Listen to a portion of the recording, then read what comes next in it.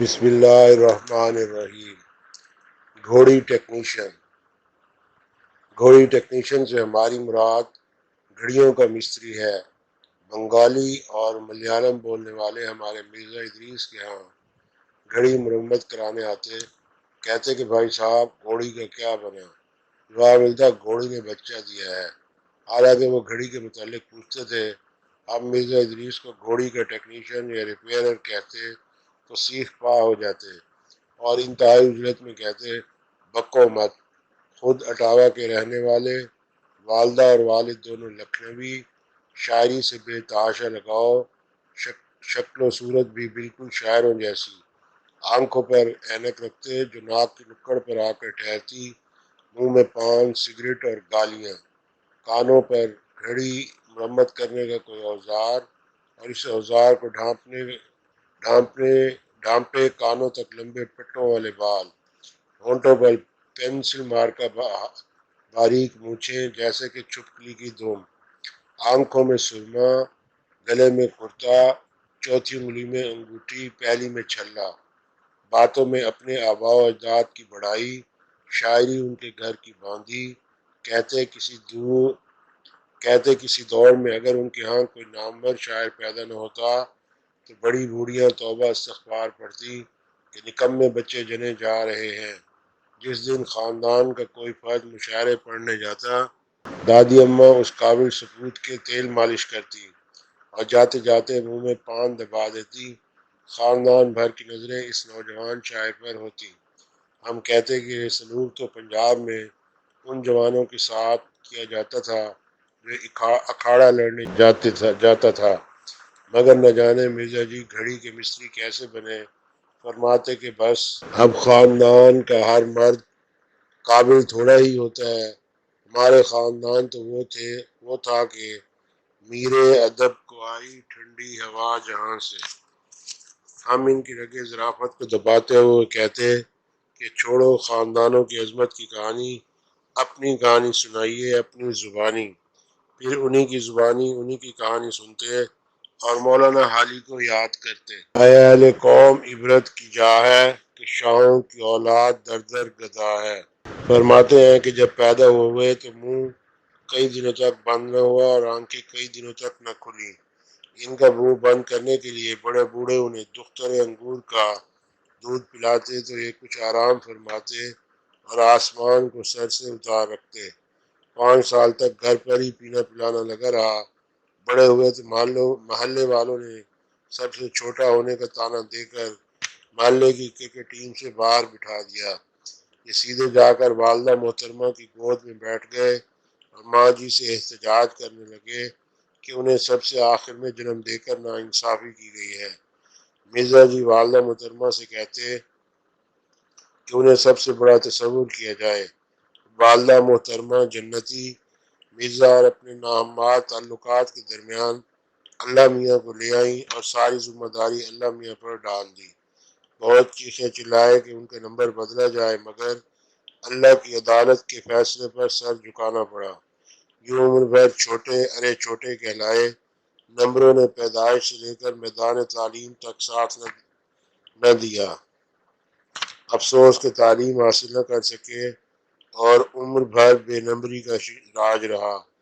بڑی سوچ بچار کے بعد خاندان والوں نے اپنی نسل کو ایک جاہل سے بچانے کے لیے انہیں مدرسے میں جمع کروا دیا۔ طبیعت پھر بھی برہم رہی کہ وہ کوئی صدقے کا بچہ تھوڑے ہی ہے۔ آخر مغلیہ خاندان کی باقیات السیئات میں سے ہیں۔ مدرسے والوں کو پہلے ہی علم تھا۔ یہ درسگاہ میں کبھی سیدھے ہو کر نہیں بیٹھتے تھے، ہمیشہ دیوار کو گاؤ تکیہ سمجھتے، ٹانگیں پھیلائے، ماتھے تک ٹوپی رکھے دور سے شہزادے لگتے۔ حافظ صاحب جلد ہی بھانپ گئے۔ یہ مولائی سپوت قرآن کا ختم فرمائیں یا نہ فرمائیں، درسگاہ کے نظام کو ضرور ختم فرمائیں گے۔ سکول کے بعد درسگاہ سے بھی خالی ہاتھ لوٹے کہ 2 گز زمین کی طرح ان کی قسمت میں علم کا ایک موتی بھی نہ تھا۔ مرزا بتاتے کہ جوتشی نے کہا تھا کہ ہاتھ میں جس جگہ علم کی لکیر ہوتی ہے وہاں پر علم ظفر کے لحاظ سے حیوانی جذبوں کی لکیر ہے۔ 16-17 سال کے ہوتے ہوئے ہوتے ہوتے ماں جی اور بہن بھائیوں کی ناک میں دم کر دیا تھا۔ یہ چاہتے تو ناک کے علاوہ دیگر اعضائے رئیسہ میں دم کرنے کی صلاحیت بھی رکھتے تھے، مگر انہوں نے صرف دم کے متعلق ناک کا ہی سنا تھا۔ پہلے پہل تو اپنے مدرسے کے مولانا سے بھی دشمنانہ روش اختیار کی رکھی۔ مرزا جی مولانا کی خوراک کے بے پہا پر معترض رہتے تھے۔ اماں جی سے آ کر شکایت کرتے کہ ان کے مولانا کچھ 6-7 روٹیاں کھا جاتے ہیں اور اتنے ڈونگے سالن کے پی جاتے ہیں۔ پورے مطبخ میں پکنے والا کھانا ایک طرف، مولانا کا کھانا ایک طرف۔ یوں مرزا جی مولانا سے اتنے الرجک ہو گئے کہ مولانا کو میدان جنگ میں بھیجنا چاہتے تھے۔ پھر فرماتے کہ مولانا تو دوسرے دن ہی کم خوراکی کے باعث میدان جنگ سے واپس بھاگ نکلیں گے۔ پھر ہم سے مخاطب ہوتے کہ کیا کہا تمہارے اقبال نے، ملا کی غذا اور مجاہد کی غذا اور۔ ہم ان کو غلط نہ کہتے، صرف اتنا ضرور کہتے اقبال نے بھی ٹھیک کہا اور اب آپ بھی ٹھیک کہہ رہے ہیں۔ مولانا کی طرح اسکول کے اساتذہ سے بھی تعلقات کشیدہ ہی رہے۔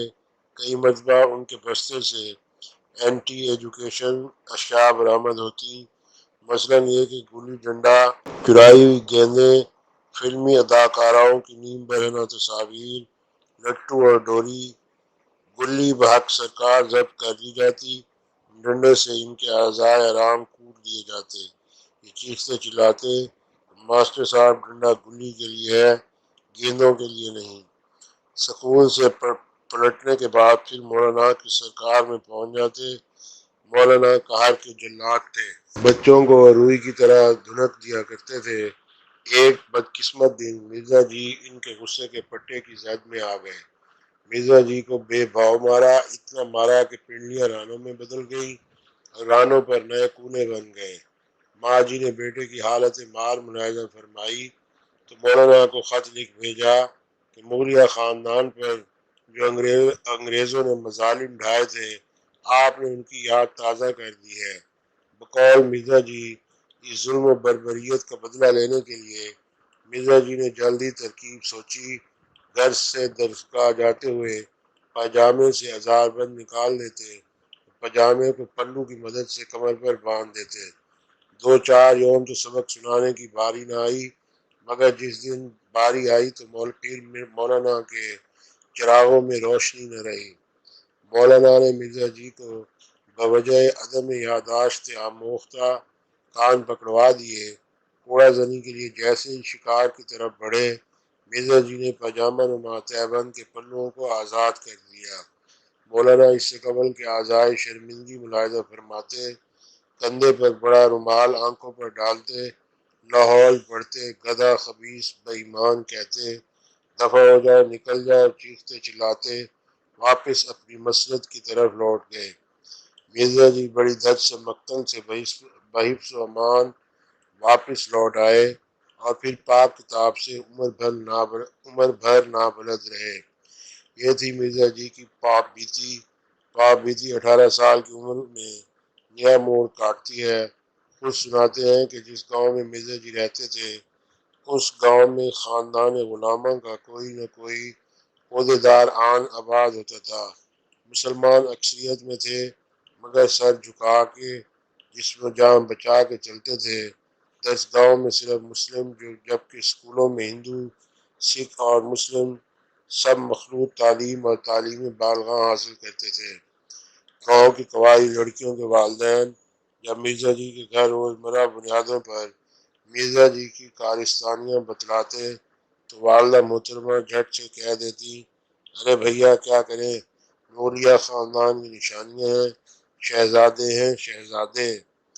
ایک ہندو گھڑی ساز کی قسمت ٹوٹی، کیونکہ والدہ محترمہ فارغ البال مرزا جی کو ان کا شاگرد بنا کر آئیں۔ 2-4 ماہ تو مرزا جی برخلاف عادت پوری توجہ اور انہماک سے گھڑیوں کی تقدیر سے کھیلتے رہے، گھڑیوں کا پیٹ کھولتے اور بند کرتے رہے، مگر پہاڑ ٹلے عادت نہ ٹلے۔ سخت دوپہر کی گرمی، مرزا کے استاد محترم دال بھات کھانے گھر تشریف لے گئے۔ ادھر مرزا جی نے استاد کی جائے پوجا پاٹ پر پڑی مورتیوں کو پانی سے تر کر دیا۔ استاد آتے ہی بھیگی مورتیاں دیکھی تو مرزا پر چڑھ دوڑے۔ مرزا کہنے لگے، ایک سگے آوارہ آپ کی مورتیوں کو نہلا گیا ہے، کتا تمہارے ہوتے ہوئے اندر کیسے آ گھسا؟ اس الزام کو دامن پر سجائے مرزا جی دکان بدر کر دیے گئے۔ بات گاؤں بھر میں پھیل گئی۔ اس سے قبل کہ ہندو مسلم فسادات گاؤں میں بھڑک اٹھتے، والدہ محترمہ نے استاد کے دربار میں حاضری دلوائی۔ مرزا اس بات پر ڈٹے رہے کہ گناہ گار سگے آوارہ ہے، وہ نہیں۔ وہ باتیں تیری، وہ فسانے تیرے، شگفتہ بہانے تیرے۔ 2-4 ماہ بعد بقرعید کا موقع آیا تو ہندو استاد نے مرزا جی کی چھٹی بند کر دی۔ مرزا جی چھٹی کی بندش کے سبب سخت رنجیدہ خاطر ہوئے اور اگلے روز گاؤں ماتا کی گودا بھری ہڈیاں دکان پر ساتھ لیتے گئے۔ گودے کو نہ صرف اوزاروں پر بلکہ تمام گھڑیوں کے پرزوں پر ایسے مل دیا گویا کہ پرزوں کو پانی یا آئل سے دھوتے تو تباہی اور نہ دھوتے تو تباہی۔ کم ہوں گے اس بساط پر ہم جیسے بدکمار، جو چال ہم چلے سو نہایت بری چلے۔ جب تقریب کاری کا استاد محترم کو علم ہوا تو گاؤں بھر میں ایک بھونچال سا آ گیا۔ گاؤں بھر کے ہندو مرزا جی کی درگت بتانے ان کے گھر تشریف لے آئے۔ والدہ محترمہ نے بچہ ہے، ناسمجھ ہے کہلوا کر معاملہ رفع دفع کروا دیا۔ ہندو استاد کٹر قسم کے ہندو تھے۔ کچھ رقم کا مطالبہ کرنے لگے۔ رقم وصول کرتے ہی دکان تو کیا وہ گاؤں ہی چھوڑ گئے۔ بیچارے نے عمر بھر پھر نہ اس دکان کا رخ کیا، نہ ہی گھڑیوں کی مرمت کا کام نہ سرے سے شروع کیا۔ وہ بیچارہ اسی غم میں رزق آگ ہو گیا۔ جوانی اب اپنے جوبن پر تھی۔ گاؤں بھر کی لڑکیوں سے منہ ماری روزمرہ کا معمول تھا۔ مرزا بانکا سے جیلا، وہی نوابوں جیسی بڑکیں، لباس پر کڑھائی، کانوں پر پٹے، منہ میں پان، ہونٹوں پر پینسل مارکہ مونچھیں۔ شادی کے متعلق یہ نظریہ رکھتے تھے کہ ماں بہنوں کی ڈھونڈی لڑکی سے بیاہ کا کیا مزہ، شکار وہی جو خود سے کیا جائے۔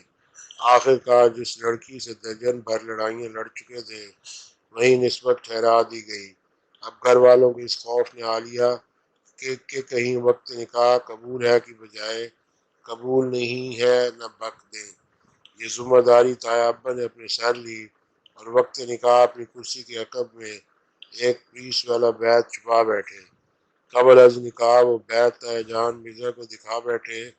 خدا خدا کر کے رسم نکاح تو بحفظ و امان ہو چکی، مگر بدقسمتی سے دلہن صاحبہ کو بوقت رخصتی ذرا دیر ہو گئی تو بگڑے بے ملک نواب صاحب زنان خانے سے ایسے چپ چاپ رات کی تاریکی میں نکل گئے کہ رستے بھی رہے لا علم۔